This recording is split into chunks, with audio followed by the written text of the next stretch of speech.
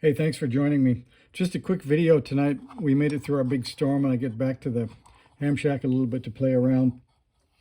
So this is the NorCal 40A kit that I've been working on. As you can see, I've gotten some of the jacks for key and headphones / speaker and antenna, and the off-on switch. I've got the 8-pin cable ready for the other controls. I've got the 10-turn tuning pot ready. I was sort of auditioning this case and I started looking at it, and I really don't want another big radio that's this is almost Sierra size. And I've been watching Thomas, K4SWL. He's been doing Parks in the Air and Summits on the Air. He's shown us KX1s, KX2s, K1s, QCX, I think a QCX Mini.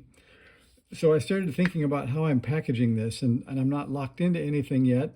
So I'm thinking of a flatter, smaller package, maybe with top-mounted controls. Like there's a long list: KX1, KX2, what else? KX3, the Hendrix FPR-3, the Ten-Tec R4020 and R4030, the MFJ 9200, the UKITS HB1B. They're all flat with controls on the top. So I think I'm going to look, that will be the next change, that as I start to add controls to test it, I want to make sure I don't prevent it from being sort of flat mounted like one of those radios.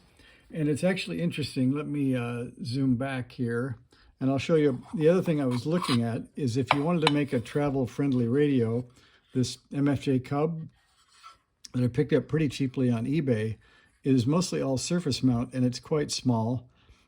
This is also another option. So I want to hear from you guys if you've tried any of the direct digital synthesis chips. I know that the Hendrix kits have a chip. The people at Adafruit have a chip. So that's another thing I'm going to do, is add a jack and either a jumper selection or a switch. Probably a jumper is more stable, to pick either the LC tuned VFO via this inductor here with the Varactor tuner, or possibly be able to inject in digital tuning like you see on the very cool radios that everybody's building in these trail-friendly radio packages. So if any of you have done that, if you've tried any of the external sort of digital VFO solutions, let me know.